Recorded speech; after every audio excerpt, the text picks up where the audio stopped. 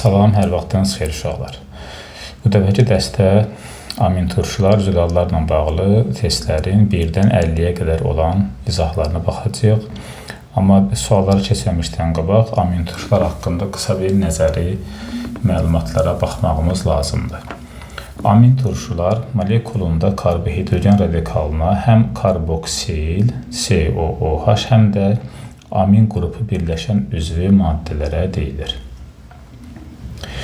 NH2 qrupları və COH qrupları sayılarına görə bir-birinə bərabər ola da bilərlər, bərabər olmaya da bilərlər və bunların sayəsində amin turşular 3 ilə bölmək olur. Amin və karboksil qrupları bir-birinə bərabərdirsə, hərəsi bir ədəddirsə, bunlara monoamin, monokarbon turşuları deyilir. Amin qrupları 1 ədəd, karbon turşuları 2 ədəd, karboksil qrupları 2 ədəd olarsa, monoamin, dikarbon turşuları deyilir. Amin qrupları 2 ədəd, karboksil 1 ədəd olarsa, diamin, monokarbon turşuları deyilir. Və bundan qabaq dərslərimizdə bildiyimiz kimi aminlər əsas xassə göstərirdi. Turşulardakı turşu xassəyə malikdir. Aminlər əsas xassə göstərib indikatora təsir edir, lakmusun rəngini göyərdirdi. Turşular isə lakmusun rəngini qızardırdı. İndi amin turşuların molekullarında həm amin, həm də karboksil qrupu olduğuna görə bunlar həm turşuların, həm də aminlərin xassələrini göstərəcək. Və tərkibindəki amin və karboksil qruplarının sayından asılı olaraq indikatora müxtəlif cür təsir göstərib, lakmusun rəngi müxtəlif rənglərə dəyişə biləcəklər. Məsələn, burada qeyd etmişik, monoamin, monokarbon turşularında amin və karboksil qruplarının sayı bərabər olduğuna görə belə amin turşular neytral xassəli amin turşular adlanır. Lakmusun rəngini dəyişmirlər. Burada da bax, amin və karboksil qruplarının sayının bərabər olduğunu göstərmişik. Demək, belə amin turşu indikatora təsir etmir, lakmusun rəngini dəyişmir, neytral xassə göstərir. Əgər karboksil qruplarının sayı amin qrupunun sayından çox olarsa, görürsünüz, burada karboksil qrupları 2 ədəddir. Yəni, dikarbon, monoamin turşularıdır bunlar. Bunlarda karboksil qrupu çox olduğuna görə belə amin turşular turşu xassə göstərəcəklər və lakmusun rəngini qızardacaqlar. Nə vaxt karboksil qrupu amin qrupundan çox olarsa. Tam bir də əksi ola bilər, amin qruplarının sayı karboksil qruplarının sayından çox olarsa, onda belə amin turşular əsasi xassə göstərəcəklər. Əsası xassə göstərib lakmusun rəngini göyərdəcəklər. Bax, bu amin turşularda amin və karboksil qruplarının sayına görə indikatora göstərdiyi təsirləri haqqında. Bu amin turşular içərisində bizim ən çox öyrəndiyimiz amin turşular doymuş monoamin, monokarbon turşularıdır. Dərsin gedişatında biz adətən amin turşu deyəcəyik, dərsi izah etdiyiniz, amma siz bilin ki, hər dəfə amin turşu deyəndə söhbət nədən gedir? Doymuş monoamin, monokarbon turşularından gedir. Doymuş monoamin, monokarbon turşusu nəyə deyilir? Molekulunda doymuş karbohidrogen radikalına birləşən 1 ədəd amin və 1 ədəd karboksil qrupu olan üzvü maddələrə deyilir. Ümumi formullar NH2, CNH2, COOH kimidir. N1-dən başlayır. N-ə bir qiymət verəndə əmələ gələn amin turşu, bax, bu da göstərmişik. Bu amin turşunun adı amin etan turşusudur. Yəni, amin NH2-ni göstərir. Etan turşusu da, bax, burada arada geridə qalan, burada başqa rənglə göstərim. Deməli, amin sözü bu aminə işarədir. Etan turşusu da ki, bu CH2, COOH-a işarədir. Olur amin etan turşusu. Amin etan turşusunu həm də amin sirkə turşusu kimi adlandıra bilərik. Çünki etan turşusunun başqa da sirkə turşusuydu. Həm də buna glisin deyirik. Glisin onun tarixi adıdır. Burada da qeyd etmişik. İkincisində N2 qiymət verəndə belə bir amin turşu əmələ gəlib. Bunları silək. Yenə bu amin turşunun molekulunda bir amin qrupu var. Olur nömrələməyə görə 1, 2 amin propan turşusu. Propan turşusu da karbonların sayının 3 olduğunu göstərir. 2 amin propan turşusu. Birazdan öyrənəcəksiniz ki, amin turşuları adlandıranda Yunan hərflərindən də istifadə olunur. O Yunan hərflərindən istifadə edəndə karboksil qrupuna yox, karboksil qrupunun ən yaxındakı karbona alfa, sonrasına beta yazmaqla adlandırırıq. Ona görə bunu həm də alfa amin propion turşusu da deyilir. Çünki amin alfa birləşib, digər adı da alanindir. Demək, glisin və alanin bu amin turşuların tarixi adlarıdır. Bu formulda biz NH2 verəndə, bax NH2 verəndə formulu belə də düzəldə bilərik. C, O, OH.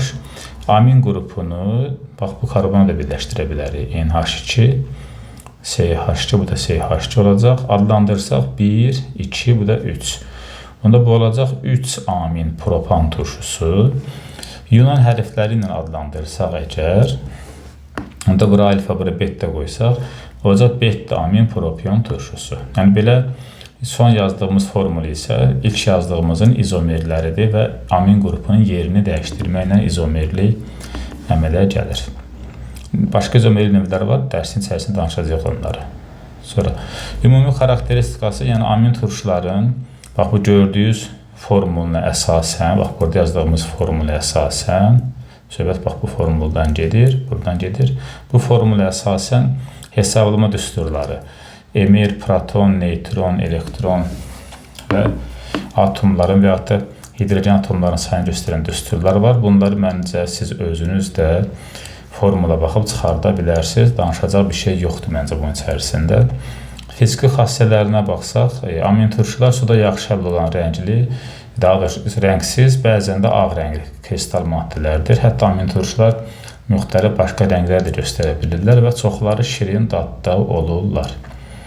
İzomerlik və adlandırılması. Amin turşularda izomerlik iki səbəbdən yaranır. Bir, burada göstərir, zəncirin quruluşuna görə izomerlik. Məsələn, bu formula yəqin baxırsınız. Bax, bu formulda zəncirin 4 karbonu var.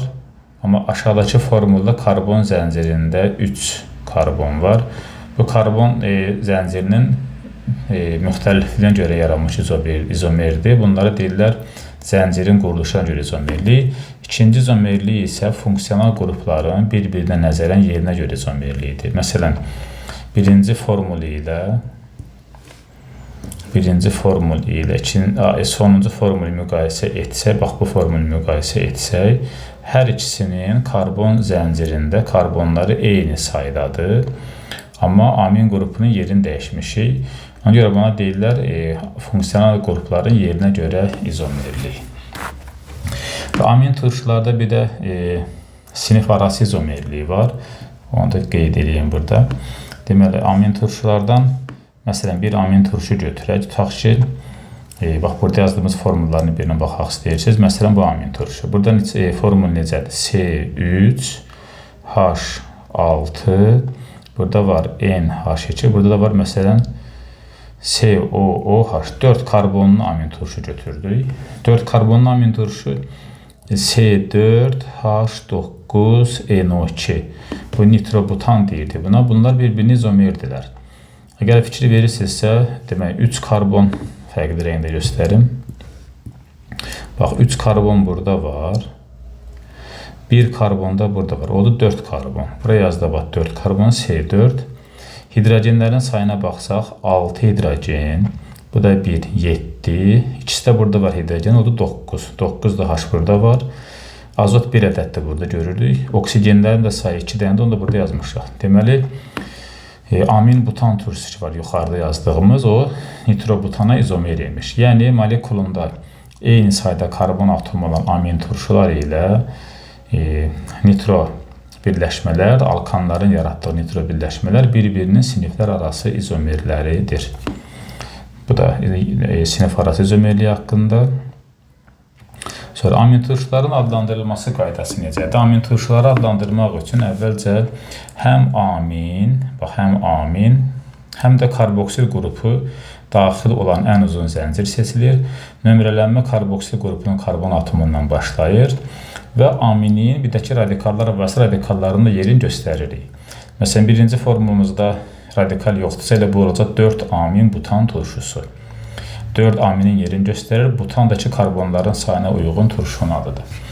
İkinci misalımızda isə 2 metil birləşib, 3-də də amin var, yəqin görürsünüz. Onda bunun adı olacaq 3 amin, 2 metil propan turşusu. Niyə? Çünki karbonların sayı artıq burada 3 dənə oldu. Sonuncu formulda isə aminin yerini dəyişdirmişik. Demək olub burada 3 amin butan turşusu. 3 amin birləşib karbon zənciri 4 karbondan ibarətsə butan turşusu adı veririk. Və amin turşuları səmərəli üsulu adlandıranda alfa, beta, gamma, epsilon və s. Yunan hərflərindən də istifadə olunur. Belə adlandırmada karboksil qrupuna yox, karboksil qrupuna ən yaxın karbon atomuna alfa, beta, gamma, delta sıralama hərfləri yazırıq. Məsələn, burada alfa, beta, gammada amin gammaya birləşib deyə adı olacaq gamma amin yağ turşusu. Yağ, yəni 4 dənə karbonlu turşunun adı idi. Burada məsələn olacaq beta amin yağ turşusu. Yəqin bunu görürsünüz artıq. Beta'ya amin birləşib. Burada isə olacaq alfa amin yağ turşusu. Burada amin də alfa vəziyyətdəki karbona birləşib. Və amin turşular içərisində bizim ən çox öyrəndiyimiz amin turşular alfa amin turşular olacaq. Alfa amin turşuların xüsusi xassələri var. Onlar bir-birlə birləşmə, bir-birlə polikondensləşmə reaksiyasına daxil olub zülalları əmələ gətirir. Bunu dərsin növbəti hissəsində yenə rastlaşacağıq. Demək, alfa amin turşular ən mühüm amin turşulardır. Bu amin turşularda amin qrupu və karboksil qrupu, fikir verin, amin qrupu və karboksil qrupu eyni karbon atomuna birləşirlər. Məsələn, burada da karboksil qrupu COOH, amin qrupu da NH2, yəni eyni karbona birləşiblər. Birinci formulumuzda ki, NH2 və karboksil qrupu eyni karbon atomuna birləşiblər. Demək, alfa amin turşular belə amin turşuları imiş. Kimyəvi xassələri, demək, amin turşuların formullarında həm amin, həm də karboksil qrupu olduğuna görə amin turşular həm aminlərin, həm də turşuların xassəsini göstərəcəklər. Yəni, həm turşu, həm də əsası xassələrə malikdirlər amin turşular. Həm turşu, həm də əsası xassəyə malik olan maddələrin amfoter xassəli olduğunu hələ ümumi kimya dərslərindən də bilirdik. İndi gəlin, baxaq görə amin turşuların hansı kimyəvi xassələri var. Demək, amin turşular, uşaqlar, baxın bu reaksiyalara. Turşu kimi karboksil qrupunun sayəsində turşuların bütün xassələrini göstərirlər. Turşuların bütün xassələri demək nə deməkdir? Məsələn, hidrogenə qətərci metallarına reaksiya daxil olurlar. Bax, göstərmişik natriumla. Əsası oksidlərlə reaksiya daxil olurlar. Bunu göstərmişik. Əsası oksid, bax, kalsium oksid ona aiddir. Amfoter oksidlərdən daxil olurlar. Qələvilərlə daxil olurlar. Özlərinə zəif turşun duzlarına reaksiya daxil olurlar. Amoniakla birləşmə reaksiyasına daxil olurlar. Spirtlərlə də reaksiya daxil olub mürəkkəb efir əmələ gətirirlər. Bu bütün kimyəvi xassələr, bu danışdığımız xassələr elə karbon turşularının xassələridir. Yəni, fikir verirsinizsə, baxın, bunu təmizləyim. Bu reaksiyaların heç birində NH2 qrupları reaksiyada iştirak etməyib. Bax, elə olduğu kimi həmin NH2 qrupları, bax, formulların sağ tərəfində olduğu kimi qalıblar. Yəni, bu kimyəvi reaksiyalar turşulara aid olan kimyəvi xassələrdir. Bunu da biz sizdən əvvəlki mövzularda bilirdik, öyrənmişdik ki, bu reaksiyaların demək olar ki, hamısına duz əmələ gəlir. Sonuncu reaksiyada isə əmələ gələn maddə mürəkkəb efir olur. Bir də ki, amin turşular indi amin qrupu var deyə aminlərin də xassələrini göstərirlər. Aminlərin xassələrini göstərmək, aminlər əsas xassəli maddələr idi, turşularla reaksiya daxil olurdular. Burada bax, ona aid bir kimyəvi xassə, kimyəvi reaksiya göstərmişik. Demək, amin turşunun üzərinə H-xlor əlavə eləmişik. Həmin H-xlor amin qrupuna, NH2 qrupuna birləşib olub amin sirkə turşusunun xloridi. Hidrogen NH2-yə birləşib olub NH3, müsbət ion olub molekulun daxilində xlor da formulun kənarda transkripsiyanın kənarına göstərilir. Bunda tərkibində donor-akseptor mexanizm saxlayan duzlara aid idi. Bax, bu kimyəvi xassələri biz indiyə qədər turşular və aminlərdə öyrənmişdik. Amma indi sırf amin turşuların özlərinə aid olan xassələrə baxacaq. Amin turşuların öz maraqlı xassələrindən biri molekul daxilində bipolyar ion əmələ gətirməkdir. Bipolyar ion nə deməkdir, uşaqlar? Deməli, molekul daxilində karboksil qrupunun hidrogeni ayrılır, amin qrupuna birləşir. Çünki amin qrupunun burada cüt elektronu var idi. Donor-akseptor mexanizmindən belə bipolyar ion əmələ gəlir. NH3 müsbət, CH2, COO. Buna həm də daxili duz deyilir. Bütün amin turşular bu xassələrə malikdir. Yəni monoamin, monokarbon turşularından söhbət gedir. Digərlərində belə xassələri var. Çünki biri karboksil qrupunun hidrogeni verəcək, amin qrupunda birləşəcəklər. Və əsas kimyəvi xassə isə amin turşuların bir-biri ilə reaksiya daxil olmasıdır. Amin turşular bir-birinə reaksiya daxil olanda peptid deyə maddələr əmələ gətirirlər. Əgər iki amin turşu, iki eyni və ya müxtəlif amin turşu da ola bilər. Bir-birinə reaksiya daxil olursa, əmələ gələn maddə dipeptid adlanır. Yəni, bu formulun hamısı olur amin sirkə turşusunun dipeptidi. Bu dipeptidlərdə CO, NH2, bax, bu qara xətlə göstərirəm çərçivə ilə. Bu peptid və ya da amid qrupu adlanır. CO, NH. Burada CO, NH-da karbon ilə azot atomları arasındakı rabitə də peptid rabitəsi adlanır. Qayda belədir ki, əgər iki amin turşu bir-birinə reaksiya girirsə, dipeptid əmələ gəlir və buradan 1 mol su ayrılır. Bir dəqiqə mən yeni səhifə açım, onu yazı ilə göstərim. Deməli, 2 mol amin turşu, yəni o da 2 amin turşu bir-biri ilə reaksiya daxil olursa, yaranan maddə dipeptiddir. Bu di, elə bax, buradakı bu 2-ni göstərir. Dipeptid yarananda da 1 mol su ayrılır. Əgər 3 amin turşu bir-biri ilə reaksiya daxil olursa, 3 amin turşudan əmələ gələcək tripeptid və 1 mol az, yəni 2 mol su yaranacaq. Hər peptid yarananda 1 mol su ayrılır. Bu tripeptid, uşaqlar, peptidlərin sayının 2 olduğu demək deyil. Amin turşunun 3 ədəd olması deməkdir. Məsələn, dipeptid 2 amin turşudan yaranır, amma 1 mol su ayrılır. Ta ki, 4 amin turşu reaksiya daxil olsa, əmələ gələcək 4 tetra deməkdir. Tetra peptid deyirik buna. Tetrapeptid əmələ gələcək və 3 mol su ayrılacaq. Deməli, bu tetrapeptid 4 dənə amin turşunun reaksiya girdiyini göstərir. 4 dənə də amin turşu, baxın, A. Bu amin turşunu ifadə edir. Bir-birinə birləşməsi üçün 3 rabitə olmalıdır aralarında. Həmin o 3 rabitə də 3 mol suyu göstərir. Və 3 rabitə də biz dedik ki, amin turşuları molekullar arasında rabitə olur, daha doğrusu qrup olur, peptid qrupu, aradakı rabitə olur, peptid rabitəsi. Yəni, bu tetra, tri və yaxud da di, heksa filan bu sayları molekuldakı amin turşularının sayını göstərəcək, amma onlardan bir vahid az su əmələ gələcək. Bir də reaksiya yazım, istəyirsiniz, baxın. Deməli, bax, belə bir formül yazaq. NH2, CH2, OH-ı belə yazıram. Üstəgəl yenə eyni amin turşu. Bu eyni amin turşunu da gəlin belə göstərək. H-N-H-ı yuxarıda yazır. Yenə bu NH2, bax, bu hissəni göstərdim.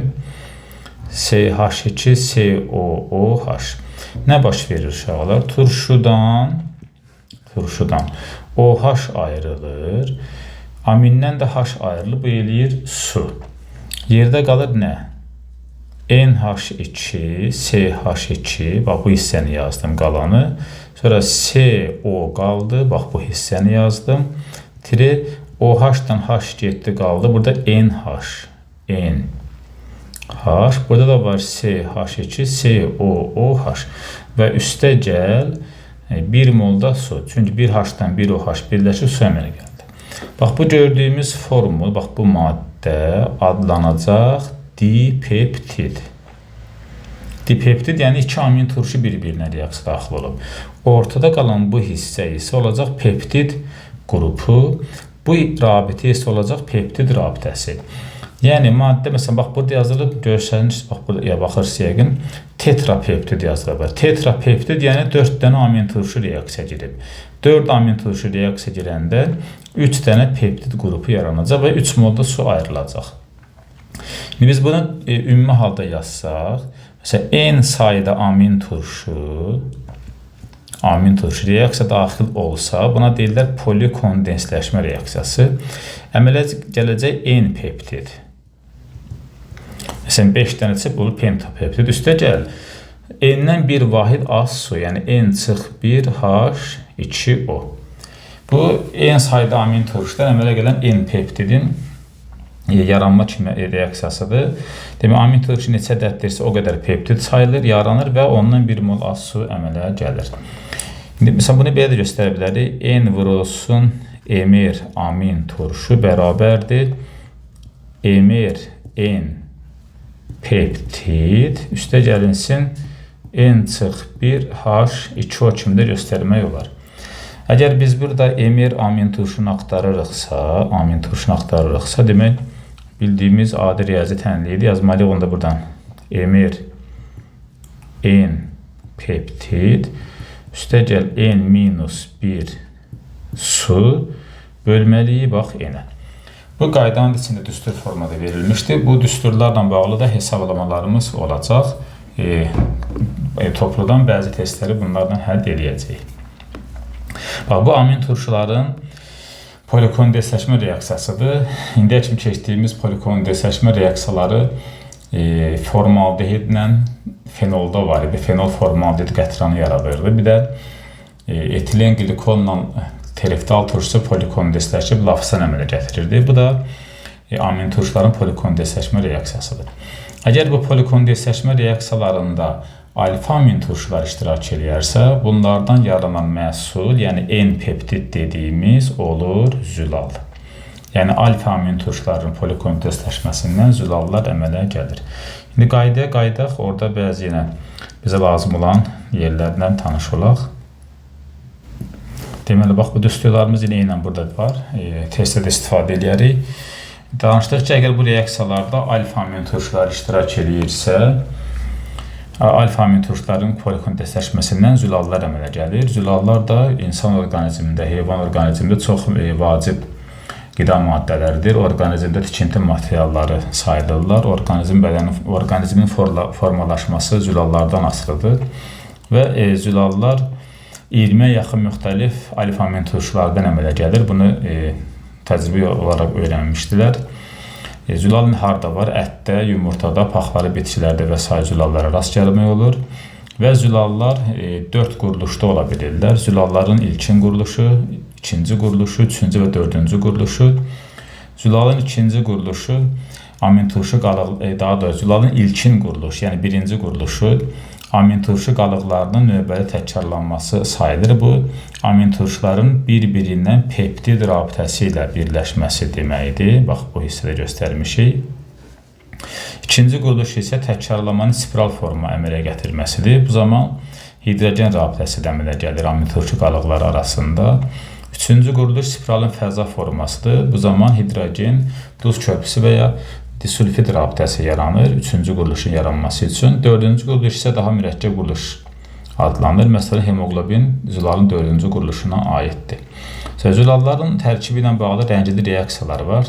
Zülalların tərkibindəki peptid rabitəsini, benzol həlqəsini və kükürdün varlığını təyin edən reaksiyalar, maddələri var. Peptid rabitəsi kupri sodur və natrium hidroksiddən istifadə etməklə təyin olunur.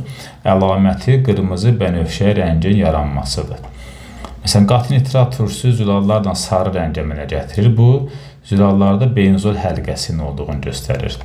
Polimbum asetat və natrium hidroksiddən istifadə etməklə zülallarda kükürdün varlığını təyin etmək olur. Bu zaman qara rəng əmələ gəlir. Zülalların da yanmasından xarakterik yanmış lələk iyi yaranır. Bunlar zülalların rəngli reaksiyaları sayılır. Zülalların alınması, daha doğrusu amin turşuların alınmasından danışırıq. Amin turşular zülalları hidrolizindən əmələ gəlir. Buradan qabaqda yazdığımız, məsələn, bu polikondensləşmə reaksiyasında, məsələn, N-peptid ki yazmışdır burada. Bu N-peptid alfa amin turşular reaksiya girərsə zülal yaranır və bu zülalların da hidrolizindən alfa amin turşular əmələ gəlir. Bax, burada göstərmişik bir reaksiya. Amin turşuları həm də dolay yollarla da mərhələli proseslərdən sonra da almaq olar. Məsələn, xlorlu turşulara, halogenli turşulara daha doğrusu belə deyək, ammoniakla təsir etdikdə ammoniakın hidrogeni xlorla birləşib ayrılandan sonra yerdə qalan ammoniakdan qalan NH2 xlorun yerinə keçir və amin turşu əmələ gəlir. Eynən doymamış turşuların da ammoniakla reaksiyasından amin turşuları almaq olur. Bu iki reaksiyada başlanğıc olaraq hazır turşunun halogenli birləşməsini götürmüşük. Amma bizə bəzən deyir ki, karbonların sayı eyni olan aldehiddən alınan, məsələn, amin turşunun molyar kütləsi və yaxud da turşudan alınan amin turşunun molyar kütləsi ya da ki, spirtdən alınan amin turşunun molyar kütləsi neçəyə bərabərdir? Bunu burada sözdən qeyd eləmişəm, amma yeni bir səhifədə formullarını göstərəcəm. Molyar kütləsi M olan doymuş bir əsaslı karbon turşusundan alınan amin turşunun molyar kütləsi M müstəqil 15-dir. Bunu hardan gəldiyini izah edəcəm. Molyar kütləsi M olan doymuş bir atomlu spirtdən alınan amin turşunun kütləsi isə M müstəqil 29-dur. Gəlin bunların hardan yarandığına baxaq. Deməli, belə bir formul götürək. CN H2 plus 1 COOH. Bu karbon turşusu. Bu karbon turşusundan əmələ gələn amin turşu NH2 CN H2 COOH-dır. Karbon turşunun bu formulda molyar kütləsi nəyə bərabərdir? CnH2n hissəsi 14n, COOH 45, bir də burada var, oldu 46.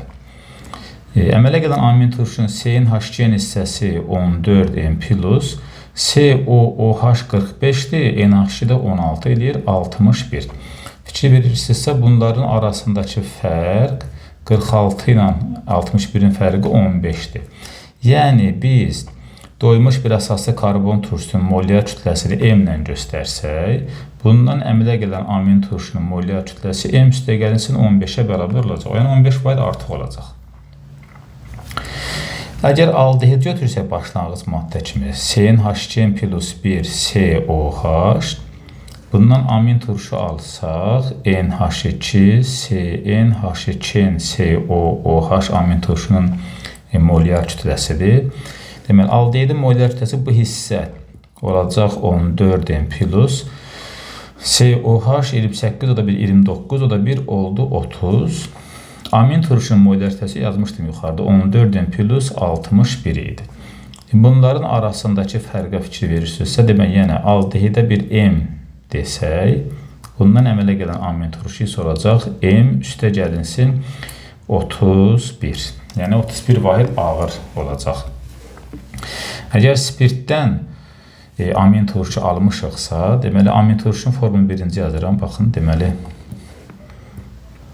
NH2 CN H2n COOH.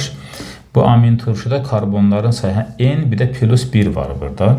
Ona görə biz spirtin formulunu belə yazırıq. CnH2 plus 1 CH2 qrupunu ayrıca göstərdik. Burada spirtin olsa da bir atomlu birli spirtin axırı CH2OH-dan bitirdi.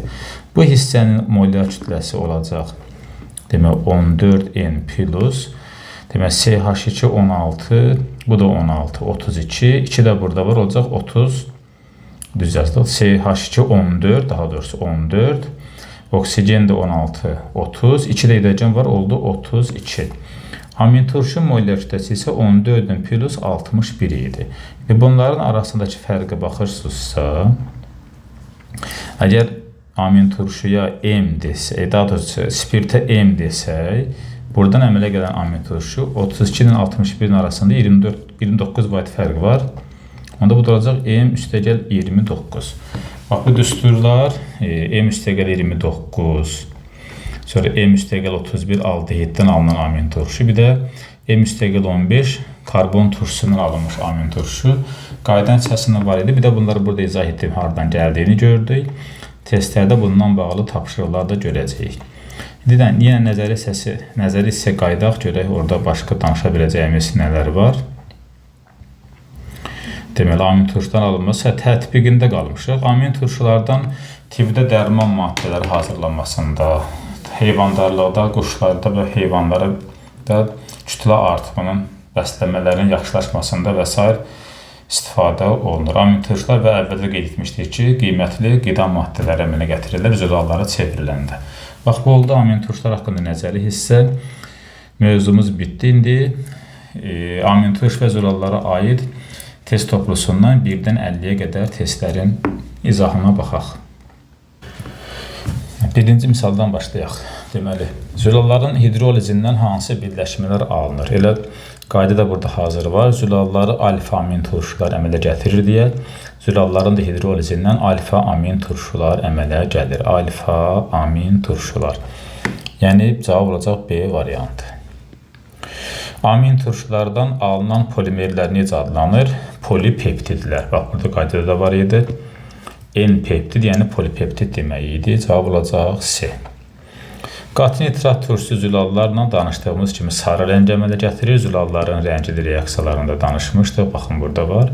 Qatı nitrat turşusu benzol halqasını təyin edir və sarı rəng yaradır. Olacaq B variantı.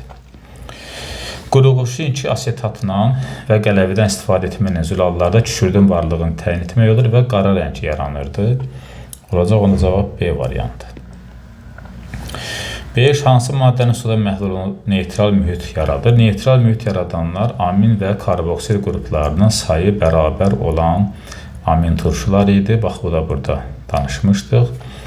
Amin və karboksil qrupların sayı bərabər olan amin turşular C variantında var. Bir amin var, bir də karboksil qrupu varsa bu neytral xassəli amin turşu olacaq. Cavab C. 6. Hansı maddənin suda məhlulu turşu mühit yaradır? Turşu mühit yaradanlarda turşu qrupların sayı amin qrupların sayından çox olmalı idi. Karboksil qrupu burada 2 ədəddir. Amma amin qrupu 1 ədəddir. Deməli, bu mühit əmələ gətirən duz amin turşu olacaq. Y variantı. 7-də hansı birləşmənin suda məhlulu qələvi mühit yaradır? Qələvi mühit yaradanlar, yəni əsası xassəli olanlar, NH2 qrupların sayı çox olan amin turşular idisə, baxın, bax, burada 2 dənə amin qalığı var, burada isə bir turşu qalığı var. Demək, cavab olacaq Y variantı. Hansı maddə amfoter xassəyə malikdir? Amfoter xassəyə malik amin turşular idi və amin turşuların da bizə məlum olan adlarından bir neçə dənəsini qeyd etmişdik. Məsələn, glisin və ya alanin kimi amin turşular yazmışdıq. Burada da alanin deyə Y variantı cavabda var. 9-da yenə hansı birləşmə amfoter xassəlidir? Amfoter xassəli birləşmə burada olacaq glisin amin turşuların ilk nümayəndəsi idi. 10-da amfoter xassəyə malik birləşməni göstərin deyirsə, həm amin, həm də karboksil qrupu olan maddə axtarmalıyıq. Cavab olacaq D variantı. Alfa-amin turşuları turşunun formulunu göstərin. Alfa-amin turşu danışdığımız kimi amin və karboksil qrupu eyni karbon atomuna birləşən idisə, baxın A variantında amin və karboksil qrupu eyni karbon atomuna birləşir. Buna görə A olacaq alfa-amin turşu. Beta-amin turşudan söhbət gedirsə, beta-amin turşu cavab burada eləyəcək D variantı. Çünki karboksil qrupun yanındakına alfa, sonrakına beta yazanda amin də burada betaya birləşib. O da beta-amin turşu. 13. Enin hansı qiymətində birləşimi alfa-amin turşudur? Alfa-amin turşularda amin və karboksil qrupu eyni karbon atomuna birləşirsə, onda burada N-ə biz 1 verməliyik. Çünki N-ə 1 verəndə hər iki qrup bir karbon atomuna birləşəcək və alfa-amin turşu əmələ gələcək. Beta-amin turşu olması üçün artıq amin qrupunu karboksil qrupundan kənara yazmalıyıq. Yəni, burada 2 dənə karbon yaranacaq radikalda. Ona görə N-ə 2 qiymət versə, beta-amin turşu əmələ gələcək Y variantı. 15-də N-in hansı qiymətində qamma-amin turşu yaranır? Deməli, bu karboksil qrupu, karboksil qrupuna birləşən karbonları alfa, beta, qamma ilə göstərsə, C. Demək, radikalda 3 dənə karbon olmalıdır ki, amin qrupu gəlsin qammaya birləşsin. O da demək, N-in 3 qiymətində olacaq. 16. Amin turşu verilib birinci. Amin sirkə turşusu demiri 75-dir. Bizə deyir ki, homoloji sıra fərqindən, yəni CH2-dən istifadə edərək 3 amin propan turşusunu, yəni etan turşusundan sonra gələnin nisbi molekul kütləsini tapın. Onda X bərabərdir. 75-in üzərinə CH2 gəlsə, CH2 də 14-dirsə, bu da olacaq onda 89. Yəni B variantı. 17 bildiyimiz bu cədvələ əsasəndir. Çox sadə danışdıq, artıq bundan bağlı çoxlu. X-da NH2 qrupu çoxdursa, demək turş qələvi xassiyyət göstərəcək. A olmaz, neytral da olmaz, turş da olmaz. Oldu B ilə D variantları. Bir-birinə bərabərsə neytral mühit göstərəcəksə, demək cavab olacaq B variantı. Çünki D-də burada neytral yoxdur. Hansı rabitə zülalların ilkin quruluşuna əmələ gətirir? Zülalların ilkin quruluşu danışdıq, peptid rabitəsi hesabına əmələ gəlirdi. Baxın, zülalların birinci və ya ilkin quruluşu peptid rabitəsi hesabına yaranırdı. B variantı. Zülalların ikinci quruluşu isə hidrogen rabitəsi hesabına yaranır. Bunu da burada qeyd etmişdik. Olur Y variantı.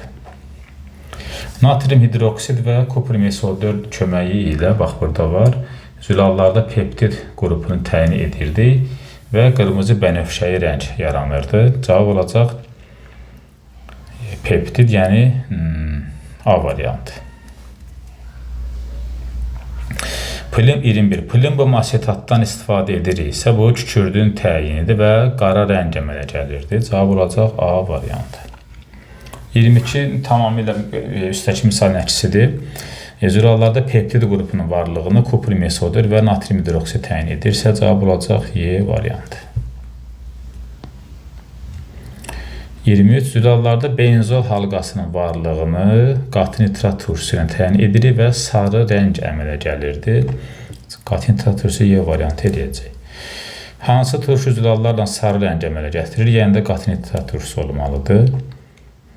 Hansı maddələr zülallarla qara rəng yaradır? Qara rəngi yaradan plimbom asetat və natrium hidroksid idi. Y variantı. 2 amin propan turşusunun etanolla qarşılıqlı təsiri. 2 amin propan turşusu etanol etil spirtidir. Mürəkkəb efir əmələ gətirəcəklər. Radikal hissəsində etil radikalı qalmalıdır. Məsələn, Y variantında propil radikalı var, olmaz. A-da metil radikalı var, olmaz. Y-də qalanlarında hamısında OC2H5 var, yəni spirtdən qalan hissəmiz var. Biz amma bir də deyir ki, 2 amin propan turşusu. Baxın, Y variantını nömrələsəm 1, 2, bu da 3. 2-yə də amin düşürsə, cavab olacaq elə D variantı. B-də 1, 2, 3, 3-ə düşür. C-də 1, 2-dir. Burada propan turşusu yoxdur. 27. Hansı reaksiya tənliyi amin sirkə turşusunun əsası xassı olduğunu göstərir? Əsası xassəli olmaq turşularla reaksiya girmək deməkdirsə, cavab olacaq onda turşularla reaksiya girən, bax D variantı. Çünki burada amin turşu H-xlorla reaksiya daxil olub. H-xlor turşudursa, reaksiya girdiyi zamanda əsası xassəli olmalıdır. 28. Amin turşular üçün hansı ifadə doğru deyil? Qələvilərlə turşularla reaksiyada qarşılıqlı təsirdə olur, doğrudur. Suda həll olan kristal maddələrdir, düzdür. Spirtlərlə mürəkkəb efir yaradır, düzdür. Bir-biri ilə qarşılıqlı təsirdə olanda peptid yaradır, doğrudur.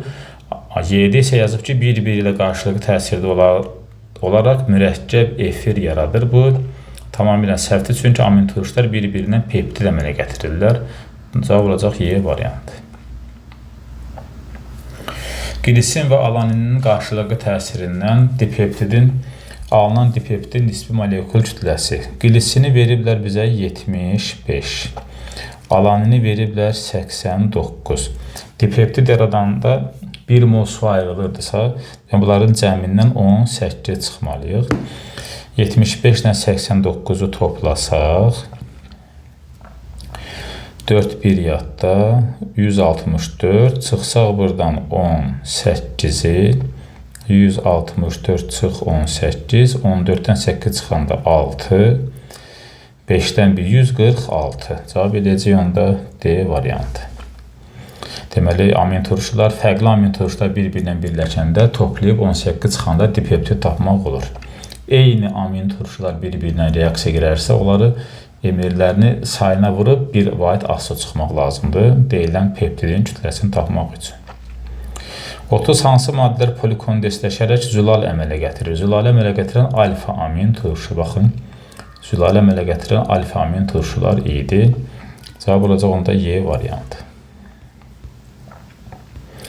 Zülalların hidrolizindən hansı birləşmələr alınır? Zülalların hidrolizindən alfa amin turşular əmələ gələcək. Bax, bunu da burada göstərmişdik. A variantı. Zülalların tərkibində kükürdün varlığını göstərən maddə plinium asetat və natrium hidroksid idisə, D variantı. Zülalların tərkibində aromatik amin turşularının olduğunu göstərən, yəni benzol həlqəsinin varlığını göstərən nitrat turşusu idi. Burada sarı rəng əmələ gəlirdi. Demək olacaq Y variantı.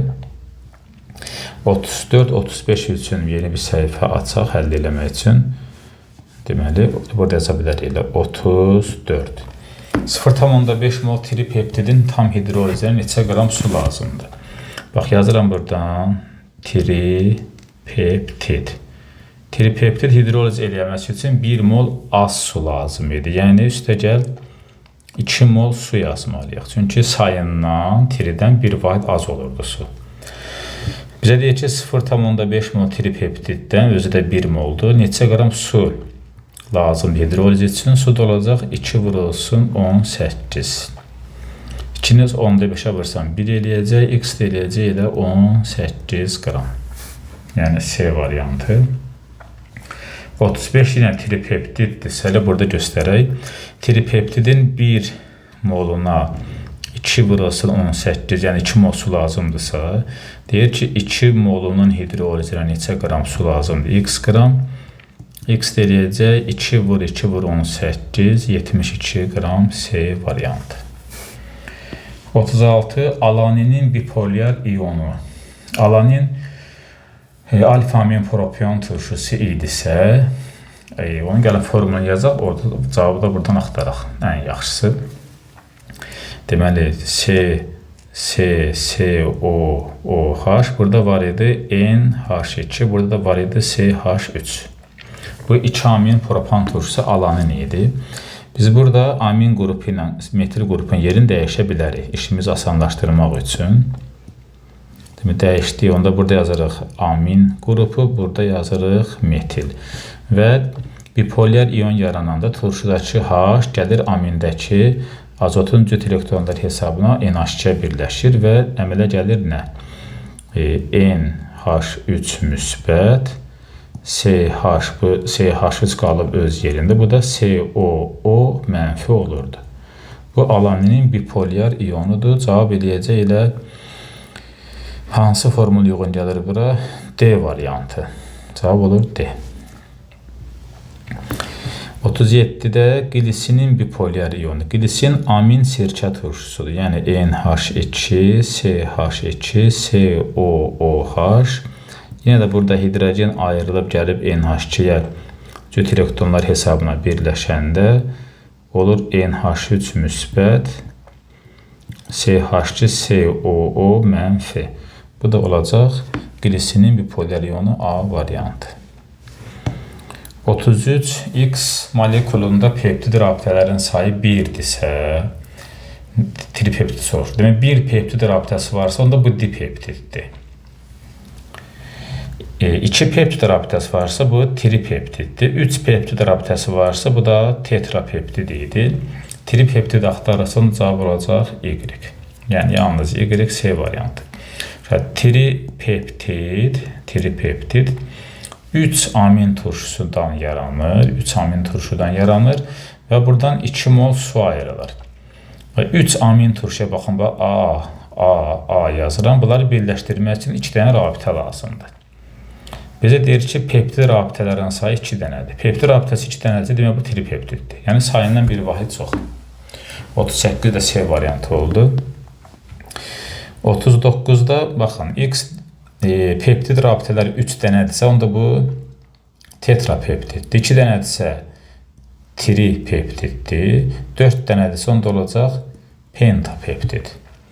Tetrapeptid axtarırsa, demək 3 dənə rabitəsi olanı götürməli. Cavab yalnız X eləyəcək, o da D variantı. Yenə burada göstərəm, baxın. Amin turşu, amin turşu, amin turşu, amin turşu. Aralarında 3 dənə rabitə varsa, 3 peptid qrupu varsa, peptid rabitəsi varsa, demək 4 dənə amin turşu birləşir bir-birinə.